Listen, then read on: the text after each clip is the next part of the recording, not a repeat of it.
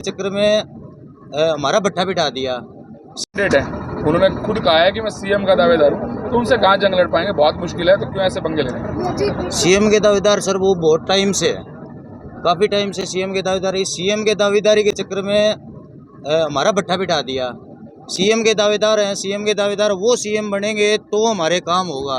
अब उस चीज़ का इंतजार इतना खिंचता गया तो अब वो टाइम आ गया कि हमें लगा भाई साहब सीएम बने ना बने, वो अपने लिए बने, किसके लिए क्या कर रहे हैं, उनके कारण हल्के के जो विकास रुक गए ना, तो उनके ऊपर काम करने की ये एक बहुत ही अच्छी शुरुआत है। हालांकि ये शुरुआत 2 साल पहले उपचुनाव में भी की थी, 1% भी वोट यहाँ से नहीं कटता था इनका। मैंने आम आदमी पार्टी की इनकी विचारधारा में आगे इनसे जुड़ के उपचुनाव में 328 में से 328 वोट पोल हुए थे, वहाँ से 52 वोट आम आदमी पार्टी को दिलवाए थे। उसके बाद मैंने घूम के मेहनत कर के, और आपने मेरा भाईचारा रिश्तेदारी देख ली होगी, मेरी जो एक पोल पे आ गए थे, अब हमारा दायरा भी बढ़ता जा रहा है, धीरे धीरे और बढ़ेगा। इनको हटाएंगे, ऐसा नेतृत्व लाएंगे जो आम आदमी की बात करे, उनकी समस्याओं की बात करे, उन मुद्दों पे बात करें जो हमारी जरूरतें हैं। हरियाणा का माना हुआ गढ़ है, किला है, कि ढाना बहुत मुश्किल है ऐसा माना जाता है, अभी तक कोई ढा भी नहीं पाया, क्या आप ढा पाएंगे? सर हम चाहते भी नहीं थे ढाए, हमारे समाज को प्रतिनिधि भजनलाल जी ऐसे मिले हुए थे, हम चाहते भी नहीं थे, हमारे समाज को जोड़ा उन्होंने, सब कुछ किया, लेकिन एक प्रतिनिधि होने के नाते कुछ काम गिना पाए। अब उन्होंने करोड़ों के काम गिनाए भी, हम मेरे बेटे ने करोड़ों के काम किए। वैसे तो बेटे ने करोड़ों के काम किए, बेटा प्रतिनिधि है, बेटा नहीं आ सकता, बेटा आगे बताए कौन से करोड़ों के काम किए। 1 करोड़ का भी काम कर रखा हो कहीं बता दो।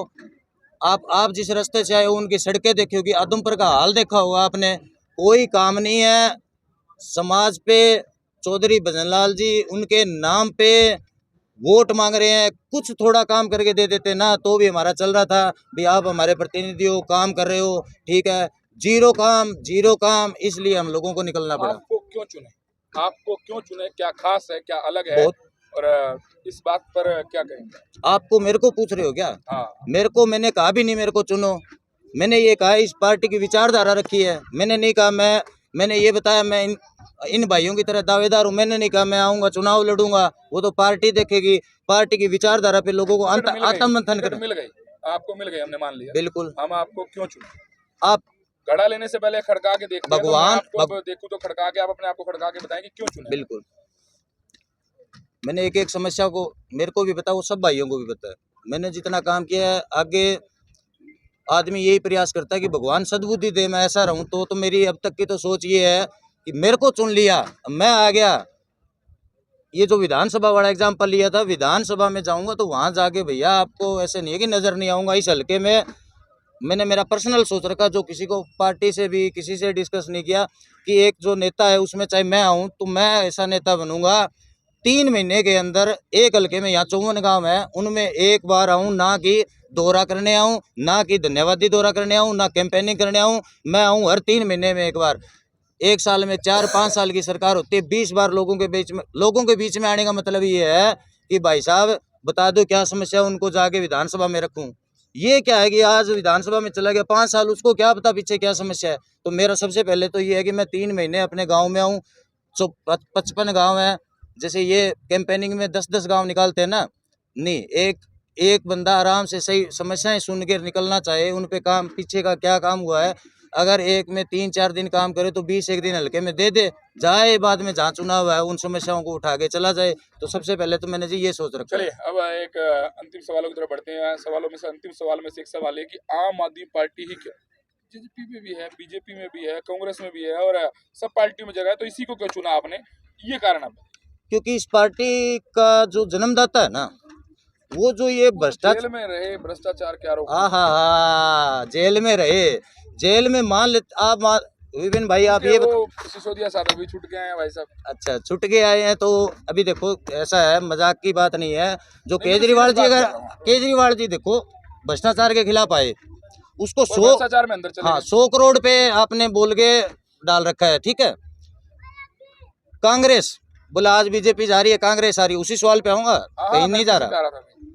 कांग्रेस आ रही है, कांग्रेस आज खुशी में नहीं आ रही, बस ये है कि पुराना थप्पड़ भूल गए हम।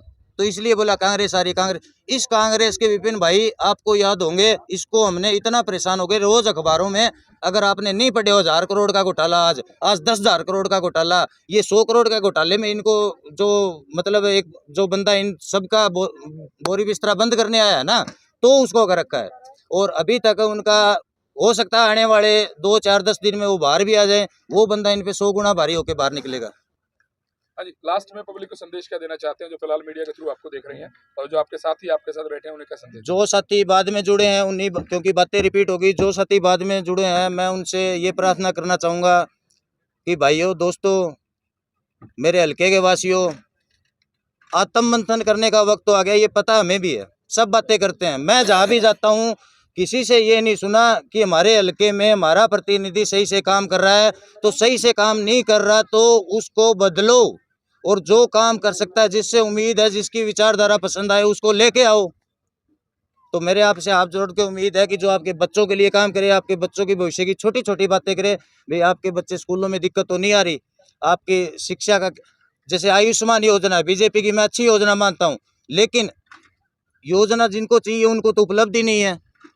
तो इन चीज़ों पे जो बात करने वाला आपसे आए ना दूसरी पार्टियों का, तो उनसे या तो उनसे सवाल पूछो, या ये देखो कि वो भी ऐसी बातें करती है क्या, या हवाई बातें करती है किसानों के मुद्दों पे, बिजली पानी पे। ये बाड़ा खाड़ा है जो सरकार की योजना है कि 23 साल नहीं 22 साल इनकी मियाद होती है। तो 22 साल की मियाद होती है, तो अगर वो 15 साल में अगर बाड़ा खाड़ा खराब हो गया तो क्या उसको योजना में बदलाव नहीं हो सकता? ये कौन सा योजना है, प्रदेश की योजना है, कौन सा जाके संविधान में लिख दिया? अभी 2/3 बहुमत चाहिए इसको बदलने के लिए। अगर 15 साल में बाड़ा खाड़ा खराब हो गया तो अगले 8 साल है, अगले 8 साल क्या करता है किसान? अपने उनको पानी नहीं लग पाता। अच्छा 8 साल के बाद वो बनेगी ना, वो बनेगी, वो चलो वो योजना बनी, तब कोई आप लोगों के बीच में नेता आगे उसका झूठा क्रेडिट लेगा। तो हम शिक्षित है, समझदार है, मैं अपने लिए कुछ नहीं कह रहा। आप विचार मंथन करो, कौन आपको बहका रहा है, कौन आपके लिए काम कर रहा है, कौन आपके पास 15-20 दिन में चुनावी मौसम में आता है बरसाती मेंढक की तरह, कौन आपकी तरह आम आदमी आप लोगों के बीच में लगातार आ रहा है। थैंक यू, बहुत बहुत धन्यवाद। सुनील गुजारा जिंदाबाद, आम आदमी पार्टी जिंदाबाद।